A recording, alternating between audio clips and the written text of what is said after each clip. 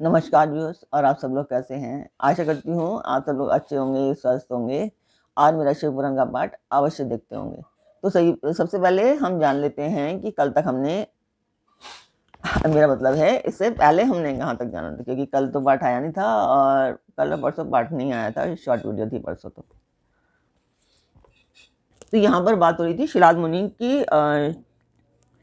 तो उनके मित्र वरुण ने कहा था, तात शिलाद, यद्यपि तुम्हारा पुत्र नंदी संपूर्ण शास्त्रों के अर्थों का पारगामी विद्वान है, तथापि इसकी आयु बहुत थोड़ी है। हमने बहुत तरह से विचार करके देखा, परंतु इसकी आयु 1 वर्ष से अधिक नहीं दिखती। उन विप्रवरों ने यूं कहने पर पुत्रवत्सल शिलाद नंदी को छाती से लिपट कर दुखार्त होकर फुट कर रोने लगे।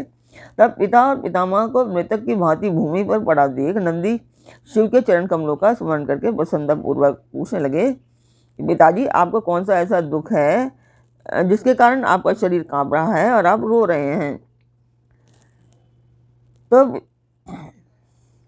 पिता ने कहा कि बेटा, तुम्हारी अल्पायु के दुख से मैं अत्यंत दुखी हूँ। तो पुत्र ने कहा कि पिताजी, मैं आपके सामने शपथ करता हूँ कि, और ये बिल्कुल सत्य की बात कह रहा हूँ, कि चाहे देवता, दानव, यमकाल तथा अन्याय प्राणी ये सब के सब मिलकर मुझे मारना चाहें तो भी मेरी बाल्यकाल में मृत्यु नहीं होगी।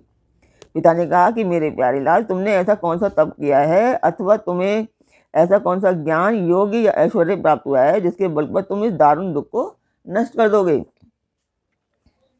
तब पुत्र ने कहा, तात, मैं ना तो तप से मृत्यु को हटाऊंगा, ना विद्या से। मैं महादेव जी के भजन से मृत्यु को जीतूंगा। तो कल इससे पहले यहाँ तक था। अभी आप लोग जानना चाहेंगे कि मैं ये पाठ किस लिए कर रही हूँ। तो ये पाठ एक शुभ कार्य है, मंदिर के लिए है, और इसमें मैं आप सब लोगों का सहयोग चाहती हूँ कि आप सब लोग सब्सक्राइब करें, लाइक करें और शेयर करें, ताकि ये उद्देश्य मेरा पूर्ण हो पाए। तो आप सब लोग ज़्यादा से ज़्यादा सब्सक्राइब करें और अपने परिवार और मित्रों को भी सब्सक्राइब एंड शेयर करने के लिए अवश्य कहें। तो जिस मंदिर की मैं वीडियो वर्णन कर रही हूँ, जिस मंदिर का, उस मंदिर की मैं वीडियो डालती हूँ, आप लोग देखिए, आपको बहुत अच्छा लगेगा। और आप मुझे बताएं कि आपको मेरा पाठ कैसा लगता है, आपको शिव पुराण कैसी लगती है।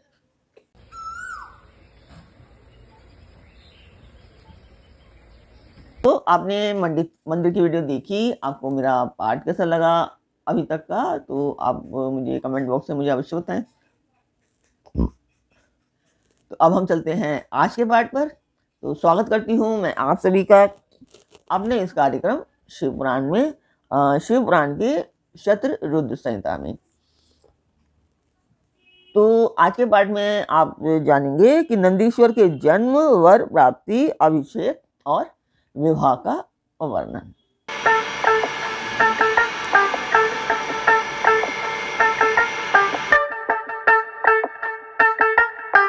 तो नंदिकेश्वर कहते हैं कि मुने, वन में जाकर मैंने एकांत स्थान में अपना आसन लगाया और उत्तम बुद्धि का आश्रय ले मैं उग्र तप में प्रवृत्त हुआ, जो बड़े बड़े मुनियों के लिए भी दुष्कर था। उस समय मैं नदी के पावन उत्तर तट पर सुदृढ़ रूप से ध्यान लगाकर बैठ गया और एकाग्र तथा समाहित मन से अपने हृदय कमल के मध्य भाग में 3 नेत्र, 10 भुजा तथा 5 मुख वाले शांति स्वरूप देवादिदेव सदाशिव का ध्यान करके रुद्र मंत्र का जाप करने लगा। तब उस जप में मुझे तल्लीन देखकर चंद्राद्र भूषण परमेश्वर महादेव प्रसन्न हो गए और उमा सहित वहां पधार कर प्रेम पूर्वक बोले। ये तो सभी को पता है कि शिव के मस्तक पर चंद्र उन्होंने ग्रहण किया था, चंद्रमा को, तो इसीलिए उनको चंद्राद्र भूषण के नाम से भी जाना जाता है। तो शिव जी ने कहा कि शिलाद नंदन, तुमने बड़ा उत्तम तप किया है। जैसे मैंने आपको बताया कि नंदी के पिता शिलाद थे। तुम्हारी इस तपस्या से संतुष्ट होकर मैं तुम्हें वर देने के लिए आया हूँ। तुम्हारे मन में जो अभिष्ट वर हो वह मांग लो। महादेव जी के यूं कहने पर मैं सिर के बल और उनके चरणों में लेट गया और फिर बुढ़ापा तथा शोक का विनाश करने वाले परमेशान की स्तुति करने लगा।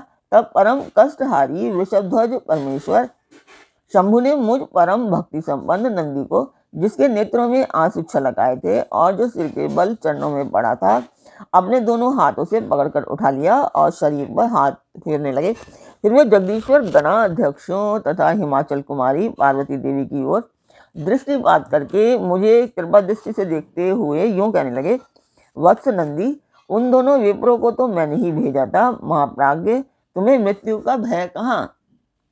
तुम तो मेरे ही समान हो, इसमें तनिक भी संशय नहीं है।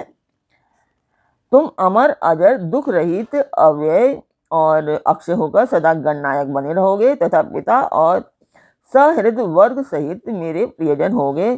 तुम्हें मेरे ही समान बल होगा। तुम नित्य मेरे पार्श्व भाग में स्थित रहोगे और तुम पर निरंतर मेरा प्रेम बना रहेगा। मेरी कृपा से जन्म, जरा और मृत्यु तुम पर अपना प्रभाव नहीं डाल सकेंगे।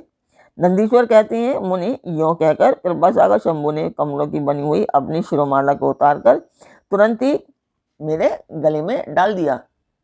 विप्रवर, उस शुभ माला के गले में पड़ते ही मैं 3 नेत्र और 10 भुजाओं से संपन्न हो गया तथा द्वितीय शंकर सा प्रतीत होने लगा। तदनंतर परमेश्वर शिव ने मेरा हाथ पकड़कर, बताओ अब तुम्हें कौन सा उत्तम वर दूं? यहाँ पर एक छोटी सी क्लिप है, वो मैं आपको दिखाती हूँ।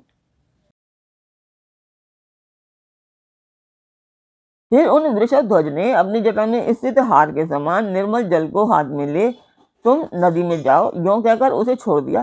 तब वह जल उत्तम ढंग से बहने वाली स्वच्छ जल से परिपूर्ण महान वेगशालिनी दिव्य रूप 5 सुंदर नदियों के रूप में परिवर्तित हो गया। उनके नाम है जटोदका, त्रिस्त्रोता, विषध्वनि, स्वर्णोदका और जम्बू नदी। मुने, यह पंचनद शिव के पृष्ठभाग की भांति परम शुभ है। महेश्वर के निकट इसका नाम लेने से यह परम पावन हो जाता है। जो मनुष्य पंचनद पर जाकर स्नान और जप करके परमेश्वर शिव का पूजन करता है, वह शिव सायुज्य को प्राप्त होता है, इसमें संशय नहीं है। तत्पश्चात शंभु ने उमा से कहा, अव्यय, मैं नंदी का अभिषेक करके इसे गणाध्यक्ष बनाना चाहता हूँ। इस विषय में तुम्हारी क्या राय है? तब उमा बोली, देवेश, आप नंदी को गणाध्यक्ष पद प्रदान करना चाहते हैं, गणाध्यक्ष पद प्रदान कर सकते हैं, क्योंकि परमेश्वर यह शिलाद नंदन मेरे लिए पुत्र सरीका है, इसलिए नाथ यह मुझे बहुत ही प्यारा है।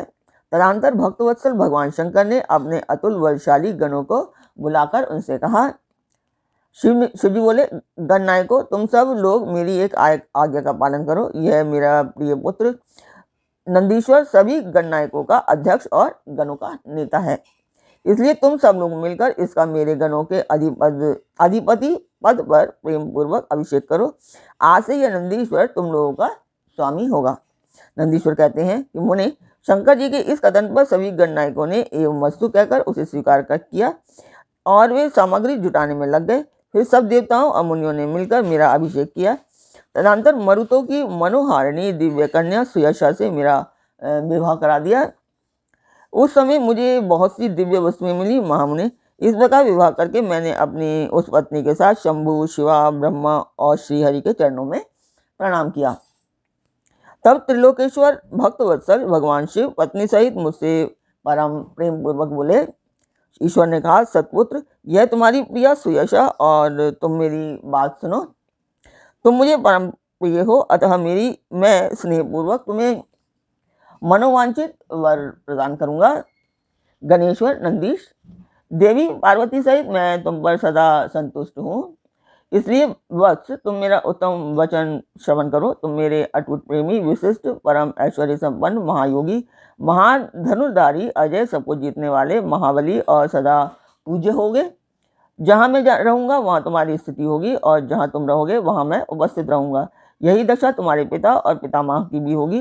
पुत्र, तुम्हारे ये महाबली पिता परम ऐश्वर्यशाली मेरे भक्त और गणाध्यक्ष होंगे। वत्स, यही नियम तुम्हारे पितामह पर भी लागू होंगे। अंत में तुम सब लोग मुझसे वरदान प्राप्त करके मेरा सानिध्य प्राप्त करोगे। तो नंदीश्वर जी कहते हैं, मुने, तत्पश्चात महाभागा उमा देवी वर देने के लिए उत्सुक हो मुझ नंदी से बोली, बेटा तू मुझसे भी वर मांग ले, मैं तेरी सारी अभिष्ट मनोकामनाओं को पूर्ण कर दूंगी। तब देवी के उस वचन को सुनकर मैंने हाथ जोड़कर कहा कि देवी, आपके चरणों में मेरी सदा उत्तम भक्ति बनी रहे। मेरी याचना सुनकर देवी ने कहा कि एवमस्तु, ऐसा ही होगा। फिर शिवा नंदी की प्रियतमा पत्नी सुयशा से बोली कि देवी ने कहा, वत्से, तुम भी अपना अभिष्ट वर ग्रहण करो। तुम्हारे 3 नेत्र होंगे, तुम जन्म बंधन से छूट जाओगी और पुत्र पौत्रों से संपन्न रहोगी, तथा तुम्हारी मुझ में और अपने स्वामी में अटल भक्ति बनी रहेगी। तो नंदीश्वर जी कहते हैं कि मुने, तदंतर शिव जी की आज्ञा से परम प्रसन्न हुए ब्रह्मा, विष्णु तथा समस्त देवगणों ने भी प्रेम पूर्वक हम दोनों को वरदान दिए। तत्पश्चात परमेश्वर शिव कुटुंब सहित मुझे अपनाकर तथा उमा सहित विश्वर आरूढ़ हो संबंधियों एवं बांधवों के साथ अपने निवास स्थान को चले गए। तब वहां उपस्थित विष्णु आदि समस्त देवता मेरी प्रशंसा तथा शिव शिवा की स्तुति करते हुए अपने अपने धाम को चल दिए। वत्स, इस प्रकार मैंने तुमसे अपने अवतार का वर्णन कर दिया। महामुने, यह मनुष्यों के लिए सदा आनंददायक और शिव भक्ति का वर्धक है।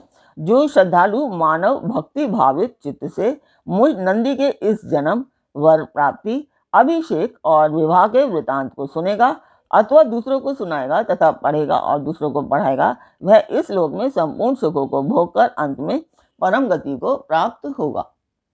तो आज का पाठ यहीं तक पूर्ण करते हैं। कल फिर मिलेंगे एक नए पाठ में, एक नई उमंग, एक नई तरंग के साथ। आशा करती हूँ आपका मेरा पाठ अच्छा लगा होगा। तो कल फिर मिलते हैं। ओम नमः शिवाय। जय माता की।